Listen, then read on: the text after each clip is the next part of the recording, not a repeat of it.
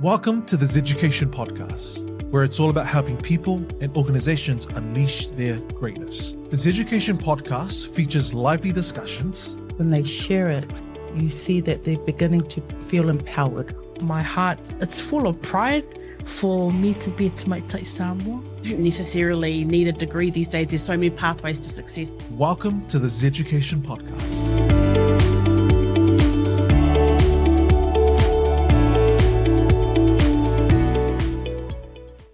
Welcome to the Zeducation podcast, where it's all about helping you unleash your greatness and thrive both personally and professionally.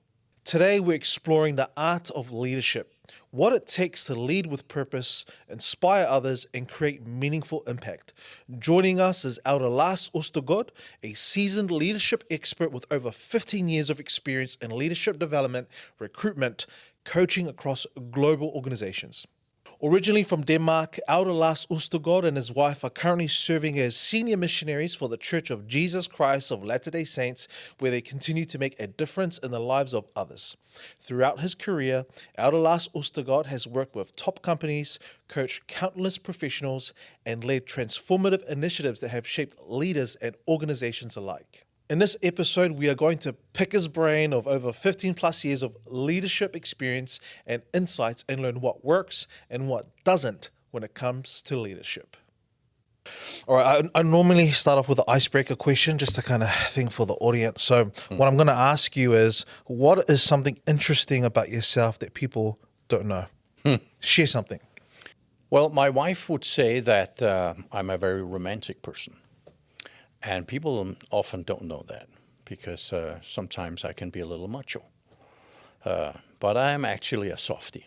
So I will happily sit down in a chick flick movie. And of course, when nobody else will see it, I will bawl like a little boy when I see something very sweet, romantic, and things like that. Oh, nice. I think we can get a few tips from you around how to be romantic. I need a bit of that. Yes, all right.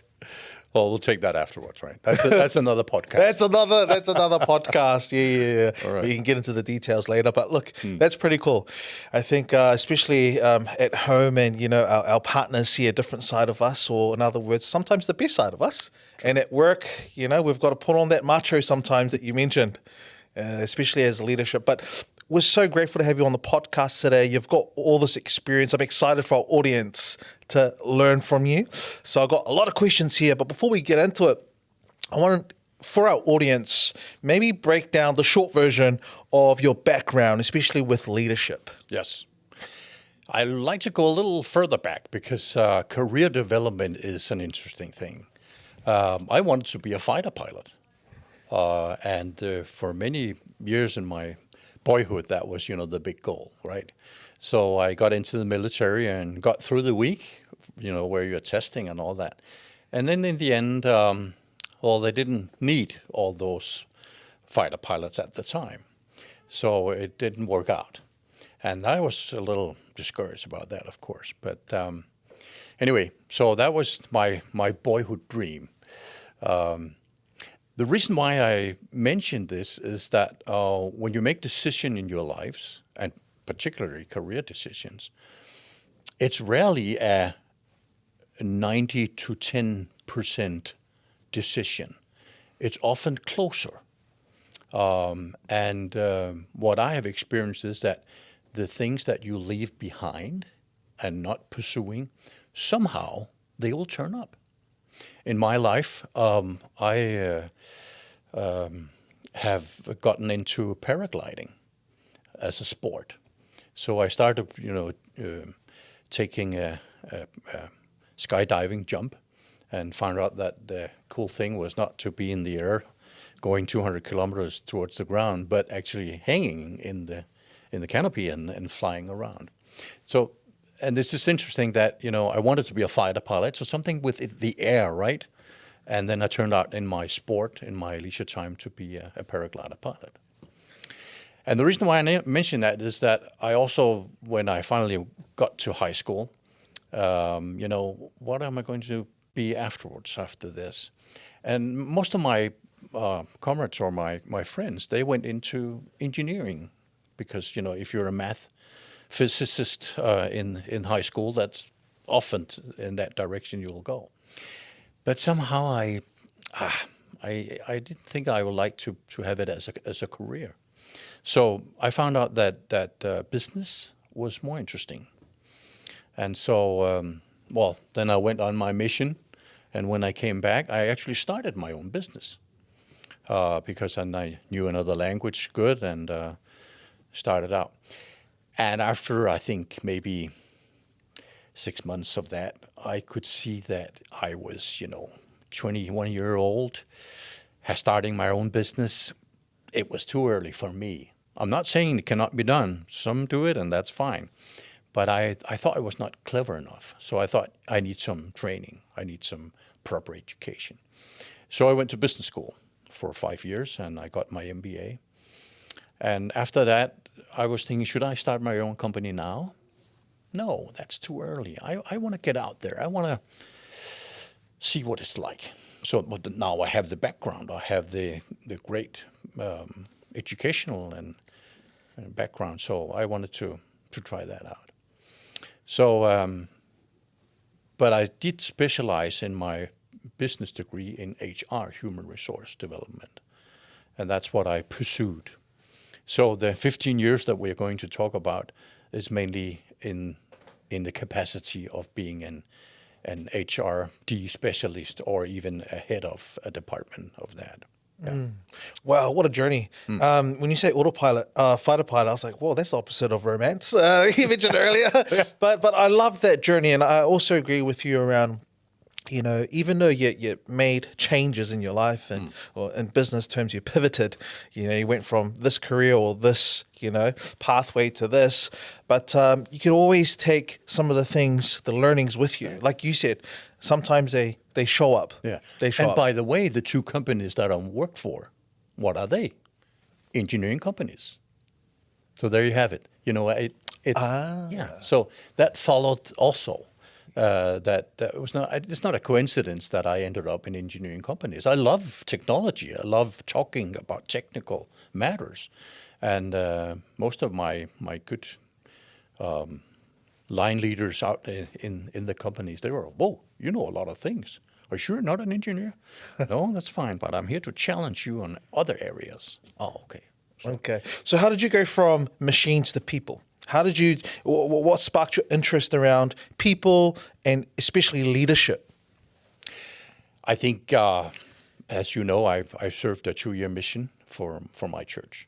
And when you work into that area and see how those deep values can make a huge change in people's lives, then I thought, okay, I don't want to be a professional pastor because, no, that's wrong, or for me at least. So, but the areas, the thing about people that grows and see them develop, that was just, whoa, that was on another level, definitely, yes. So I pursued that. I like it. And leadership is such a big topic, and everywhere I go, people are talking about it. There's trainings around it. I see it online. But what is leadership? Like in your words, what is leadership and why is it so important? I think one part of leadership is that you have to recognize that you are now doing the work through others. And, you can be a leader by yourself and leading your own company but if you're on your own, that's one thing. You need to know everything about leading that one-man company. But as soon as you have a team, you lead through them. And that's a big difference. And you have to understand that, so you're not the one doing everything. And in the beginning, many leaders, they do that, They know that if I do things by myself, I will get it done. But that's impossible if you have a team. You will always fall behind.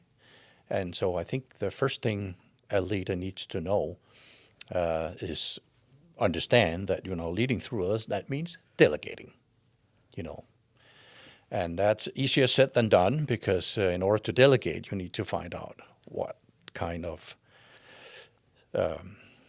special special things can I delegate, and to whom? Who will be ready for that challenge to be able to handle that task? So, but that's one I think important thing about leadership. Another part of leadership is that you have to have a clear vision of where you want to go. I mean, if the leader does not have that, then the people will just, where are we going and why? So a leader that knows exactly where he or she wants to go is important. So that's another thing I think is important. I like that. Yeah. So a lot of people get promoted into leadership responsibilities because they're so good at their job. Yes. I mean, we see that quite common. It's like, oh, this person's so good. They're achieving their results. They're doing amazing. They're top of the team. Let's promote this person. Yeah. Let's keep them. Let's give them some responsibility. You lose a good specialist and you gain a terrible leader. So let's talk about that. Let's talk about that transition, because that is an interesting point. And how does one, and I guess for employers, your advice around how do you help someone transition from that into a leadership role within a company? What are you going to train them? What's the pathway? What's the support look like? First of all, it's important to understand that if you want to be a leader, you need to find out, do I actually have leadership potential?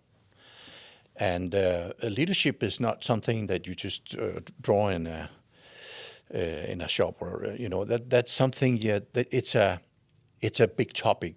Countless books have been studied and read, made about leadership. So leadership is something very seriously, and it's something you need to be trained on, and it takes years to learn.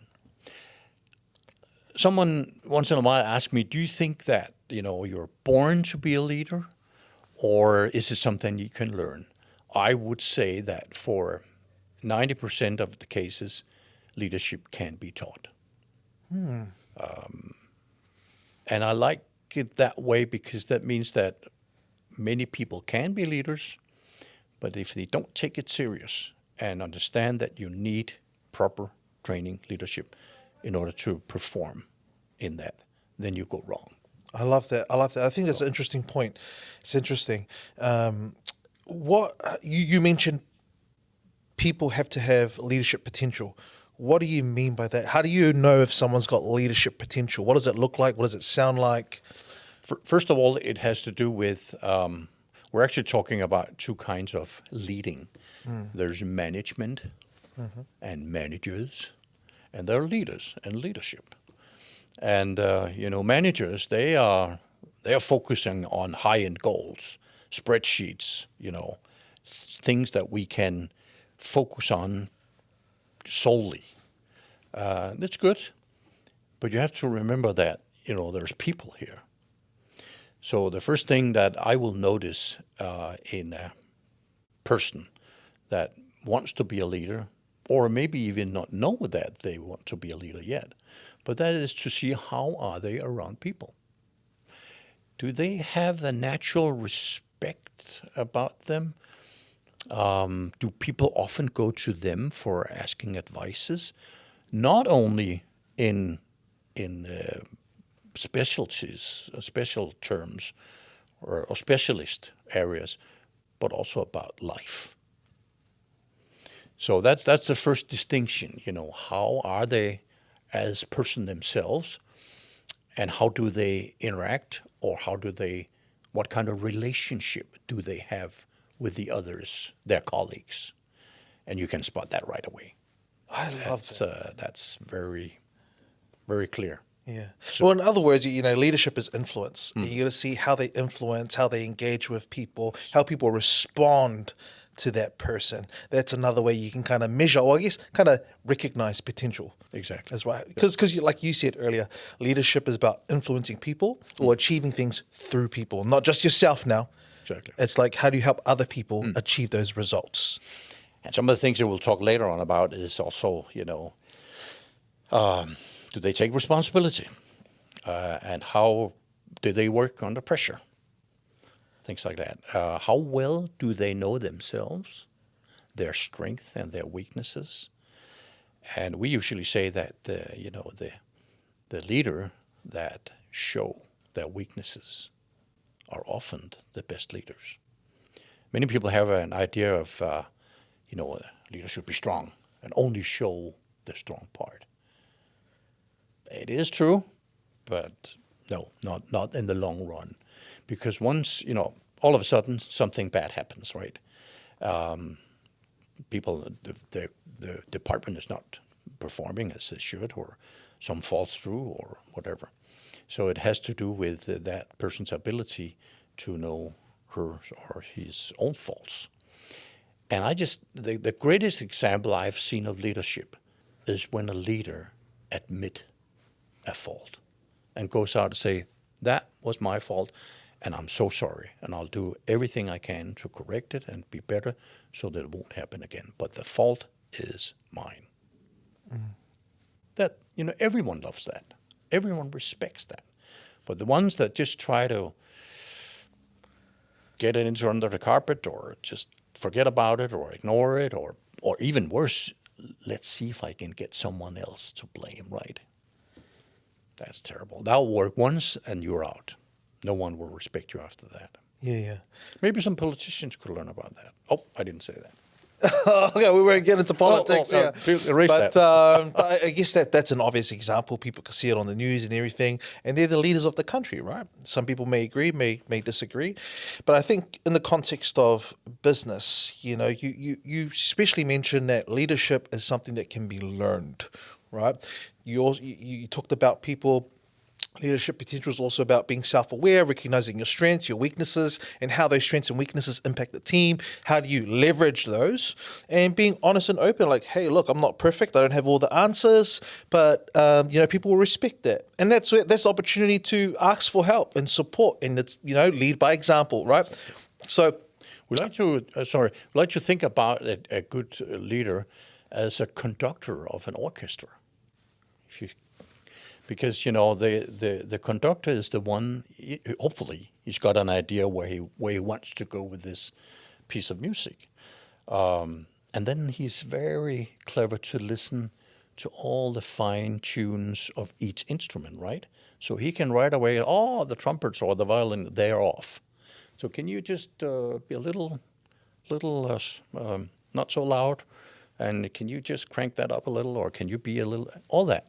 That's the conductor knows that. And I think that's a good picture of a leader that knows his people that well, that he knows if they're just one pitch off. And he also has a full picture of how this sounds, right? And we all know how wonderful music sounds, right? When it's just exactly where it should be. I love that. The ability to step back, see the bigger picture, and how everyone contributes to the overall thing. Yes. In terms of their goals, their talents, their strengths, their values. And as a leader, how do you leverage that potential? How do you, like music, play the right notes at the right time, right? There's a melody there. I love that analogy. It's great. You said that leadership can be learned. I want to come back to that. Well, what are some skills, like let's say, for example, regardless if people agree they have potential or not, but someone has a desire to become a leader. What are the 3 skills that you recommend they should focus on if they're starting out on their leadership journey, development, in terms of learning, and how do they go about learning those 3 skills? Yeah. First of all, if one is appointed as a leader, I think the very important question is, why was I appointed? And if you're inside a company, then it's extremely important to ask your boss, why was it me? And sometimes they'll just say, well, you're next in line, or no. What was it that you saw in me where I can make a difference? And the reason why that's so important is that hopefully we are aware of what we are, our weaknesses and our strength. But the way that we get even more aware of that is if people tell you. I've experienced, not many times, but a couple of times where people saw a quality in me that I didn't recognize. Okay, I thought it was, that thing I did well. Oh, no, you're terrible at that. Or, But this is where you are unique, So first thing is find out if someone points at you and said you are going to be a great leader. Why? What have you seen? And let me be better at that. And also, if the possibility is there, what have you seen that I can be better to do? And this is where you need to, strengthen your performance, training to be better at that. So that would be, I think, number one, to find out that. If you come outside, a new position in the company and you're headhunted from outside, I still think you should ask the question. And that's just because of the resume or what you have heard, in the interview, before, you appointed me to the position. What did you see?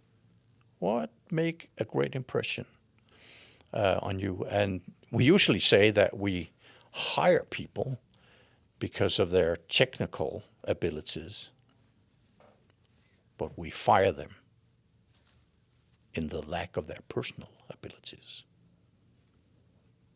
And that's interesting. So they're often, I don't know here, but it's very typical that the reason why a manager or a leader will be fired is not because of his performance. It could be, of course, that happens, but it's more often that they were lacking personal abilities to handle situations, how people cooperate, how they develop, all that. That's often that. I wanna take that a little bit further. What do you think are some mistakes that leaders make? Some common mistakes. So obviously we want to avoid being fired, but you said sometimes it's because of their personal capability or whatever it is. Like what are some of the things that we should warn leaders about to avoid?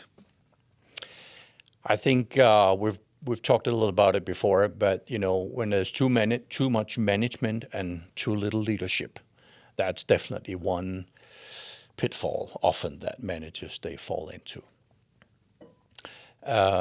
Another pitfall would be also that I'm the best at this, and that means that you have to have a little patience.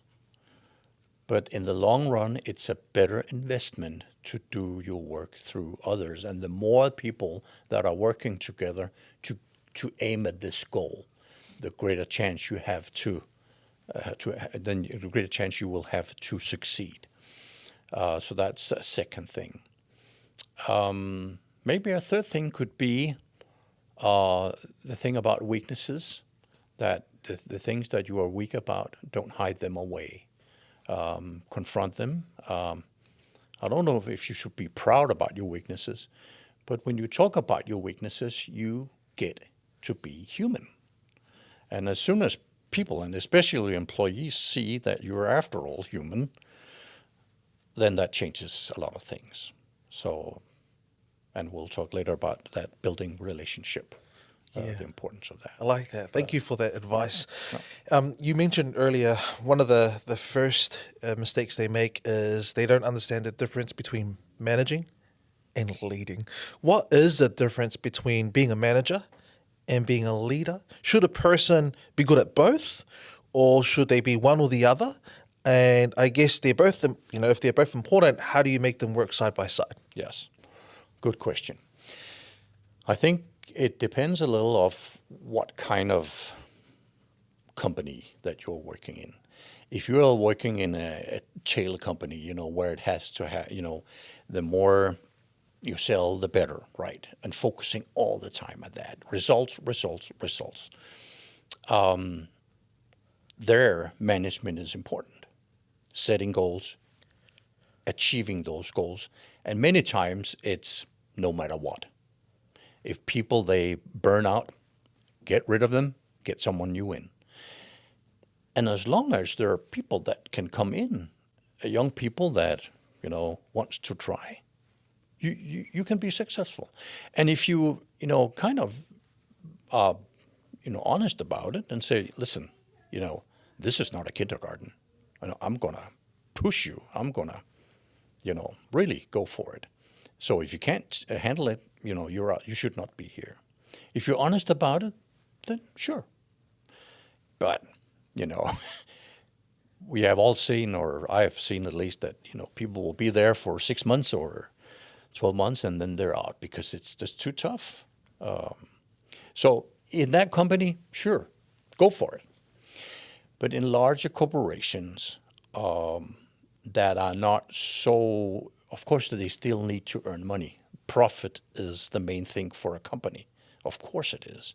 And you should never be afraid of profit. Profit is good. That's what we are here for if you're in a private company. So, that's not beat around the bush. Profit is why we're here. But I would say that's half of it, at the most, even. Because if you are not be able to having that conductor role, if you're not able to lead your department through people, then you will not have the other half of pursuing those goals. And you ask about, how is leadership different from management? Leadership is different because when you are into leadership, you are driven by a vision. So you have a very clear vision of where we want to go. And you start by sharing that vision with all your employees. And the better you are to, and that's a terrible word, sell that vision, so that people own that vision and think, whoa, yes, this is what we're going to do. The better you are to explain about it, and so that people will own that vision by themselves, the better and easier it is to be a leader and having to do with the leadership. The other thing that is important in leadership is that we have values instead of rules.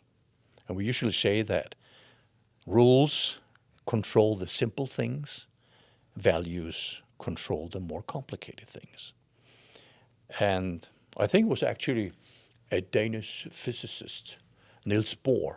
I don't know if you heard about him, but he was very important. He got the Nobel Prize back in the last century.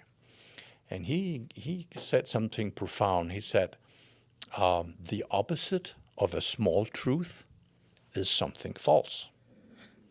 The opposite of a great truth is another truth. Yeah, think about that for a minute. What does that mean? What does that mean? Break it down for us. What does that mean? Well, it means that if we have a team, there's no only one way to do this right. And actually to compose a team or to put together a team, for many years there has been this preference models like Belbin or MBTI, different kinds of model that will figure out what team roles do we have in our team. And typically, like Belbin, he's worked with these, in the beginning, 8 team roles, and now later was 9 team roles. So the roles that people in a team, well, I should say could play, but they are playing it at, no matter what. And getting to understand each of these different team roles is extremely important.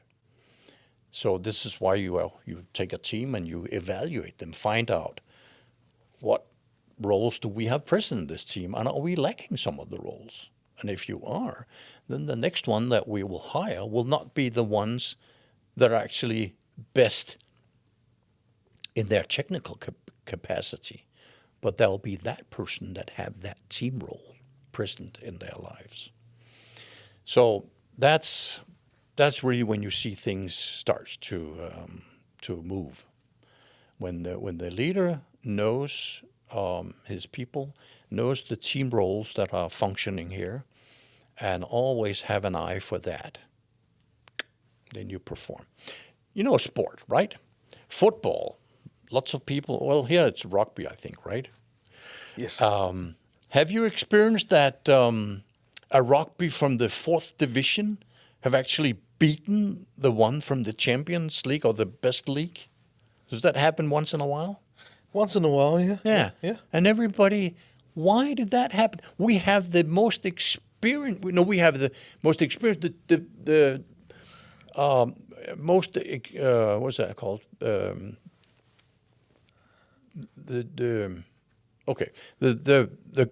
players that have cost the most, or right? Why are we not winning? And that's the reason. This is a team effort, and I love where every time a fourth division team is beating some from the first division, because it just shows how much of difference it makes when a team is well functioned. They understand all the different team roles that are there, and then they succeed. That's good. So it's not always the team with the most expensive players that wins. It's the ones that has the best team. And the coach that understands that is the good coach. I love that. We're going to come back to talking about building a winning team. Yes. And I think what I really liked about what you said around management and leadership is a leader doesn't just lead with, yes, we got to put food on the table. We need to make money. This is a business. Profit is important. But you're saying that's only half of it. The other part is the purpose, the impact we're trying to make, the meaning, so that your job is more than just a job. It's not just a paycheck. I'm not here for that. I'm not here to help you make money, but we're here to make an impact. How does my role contribute to the overall vision as a business? That's more meaningful for people. Yeah. And today you have to remember that, big corporations today, they have a lot of aims. They have to keep the stakeholders happy, right? And all the economic part, of course. But today, the products that we are making, what are their impact on the environment according to UN goals and pollution or global heating or things like that. So, today you cannot just focus on making money, on having profit. You have to think about a lot of other things also, sustainability and all that. And this is typically where people come in, because people are more complicated. They're not containing just of people that wants to reach a goal and make money. People are messy. Life is messy, right? So you need to be able to handle those sides of humanity also. And that takes some experience to be able to do that. Yeah, curveballs, and a leader who knows how to problem solve when things go wrong, but not punish people, but when things go wrong, but support them and build them back up, right? How do you leverage those mistakes as lessons that's going to help us keep moving forward? I really like that. I want to talk about trust. Yes. I don't know if you've heard of Patrick Lencioni, but he's similar like you. He's an American leadership consultant, published heaps of books around leadership, team, and he's got this model framework called the 5 dysfunctions of a team. And right at the bottom, the number one dysfunction of a team is a lack of trust. Yes. Without trust, forget it. Everything doesn't work. Nothing falls into place. Doesn't matter how hard you work, doesn't matter how talented you are. If there is no trust in the team, there is no team. So I want to talk about trust as the foundation, as the beginning for any team to work. How do you build trust? As a leader, from your experience or your opinion, what's the best way to build trust within a team? First of all, like you talk about, if something goes wrong, and usually when something goes wrong, it's because one person did a mistake, right? Happens all the time. Now, here is where you really see if you're just having a simple manager or you have a real leader. Now, a real leader will, of course, see that, okay, this went wrong. We have a saying in Denmark that we will always try to go after the ball and not the player. So we're focusing on the problem. So if a problem turns up, then you would address it, and you'll, of course, we need to talk about it as a team. So the way you address this is that we have a challenge. So this has happened. And many times, I'm just amazed how often that what the first question is from people around the problem? Whose fault? Whose fault is it? Who did it? Who did it? Because we want to point fingers, because then, yes, it's not my fault, it's something else's fault, someone else. And that's just terrible. And the good leader knows, of course, that and will never address that. So we have this issue. How can we, let's talk about it. Have you experienced it? How can we be better at that? Of course, you can have a personal conversation with that person that made the faults, and then to talk about what happened. But let me give you an example. I worked at Haldor Topsoe at a certain time, and one of our best men went to India to build up an ammonia plant, and it blew up. Terrible accident, yes, and luckily no one was killed. But, we're talking about a multi-million-dollar catastrophe.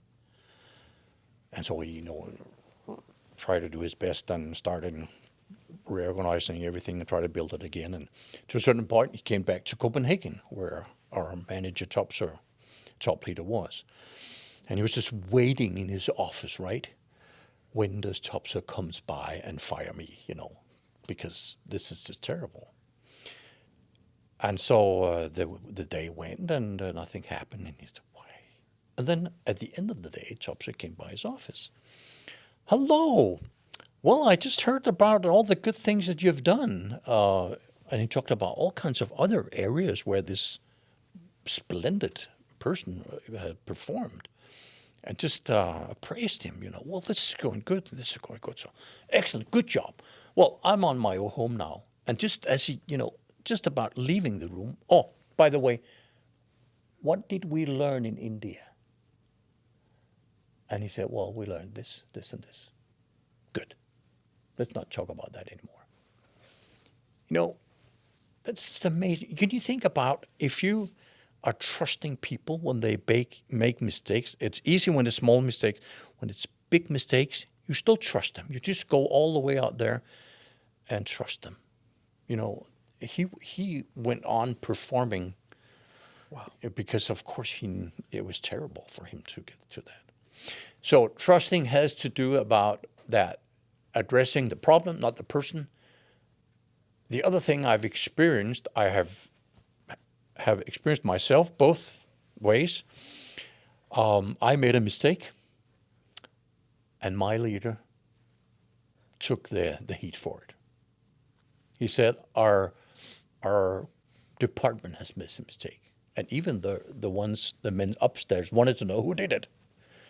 And my leader, he said, that's not important. Our department made a mistake. But listen, this is what we learned. This is how we're going to correct it. Okay, yes, okay, that's true. That's right. And, and I also have tried myself to be the one that took the blame. And after that, of course, that employee was just, the respect was huge after that. You cover them, you believe in them, you got their back.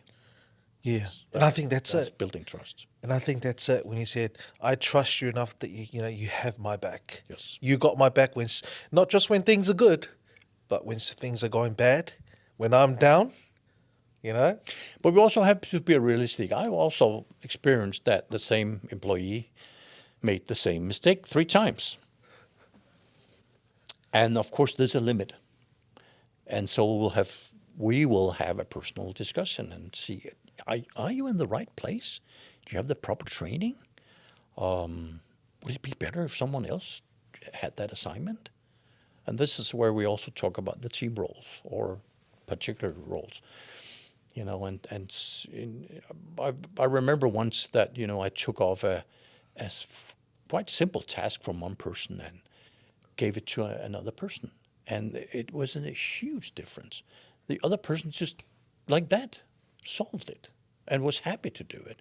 And the other person, oh, thank you for just, getting that off my back. I never enjoyed that work. Well, let's figure out who enjoys it and make some changes once in a while. It could be that simple. So, I think what you're saying is when mistakes happen, use it also as opportunities to learn about why it happened. But I think leaders are also good at asking the right questions. Like, instead of saying, whose fault? Saying, we've got a challenge. How do we move forward from this? And what you said, what did we learn from India? Now, that's an expensive lesson. There's one more thing that I have recalled makes it a lot easier, is humor. I mean, if at all possible, if you can laugh at a fault. Of course, you need to make sure that this is not laughing about you, that person, but about what happened. Because often, I think most of us once in a while go to YouTube, right? And then we look up car crashes or, just things that goes wrong, right? And the reason for doing that is because it's funny. It's actually amusing and it's entertaining. Of course, it's terrible if you're entertaining on behalf of someone that feels terrible about what happens. But, often when people have made a mistake, in a couple of days, they will see, okay, it wasn't that bad either. Actually, it was quite funny. And when you get to that point, make sure that you can laugh. Because laughing just ease up everything. And humor is, in Denmark, humor is extremely important in our culture in many ways. And we have, I think, 10 or 15 or even 20 different kinds of humor. So we love to laugh. Yeah. Well, it comes back to why you're such a romantic guy, right? So it's like marriage. You make all these mistakes, have all these arguments, but down the line you look back and you can laugh and learn from it. And I think it's important to have humor in general. So I really love that. Look, we're coming towards the end of our podcast. Yes. You've been amazing, and we've learned so much about leadership and the difference between being a leader, being a manager, things that leaders should avoid, or mistakes, especially expensive ones. But I guess before we end, what's your one piece of advice or one big takeaway for our listeners and watchers out there that you want them to take from our conversation? One thing. I think leadership has to do with, that you cannot let it go. It's often that things that keeps coming back one way or the other means that you got to do something about it, right? So I think if you, at an early age, someone tries to encourage you to be a leader, and you, I don't know if I'm capable enough or things like that. But if it keeps coming back to you one way or the other, people that, look to you as a leader, or you just find yourself studying about it or watching great leaders, reading about them. So I know it's a little fluffy, but somehow if that leadership comes back to you repeatedly, then you got to do something about it. Oh, I love that. I love that. Looking at patterns in your life and interests and desires, are you moving towards or getting drawn to something like a leadership? Like, you're interested in the topic, you're wanting to, it might be a calling. Might be a calling, who knows? But look, thank you so much for your advice, for That's your time, my 2 cents. your gift to the world, and the amazing work that you and your wife are doing, serving a mission. Yes. Now that's an example of leadership. So thank you again for your time. Lars Østergaard, thank you. Thank you for being here. All right. Thank you.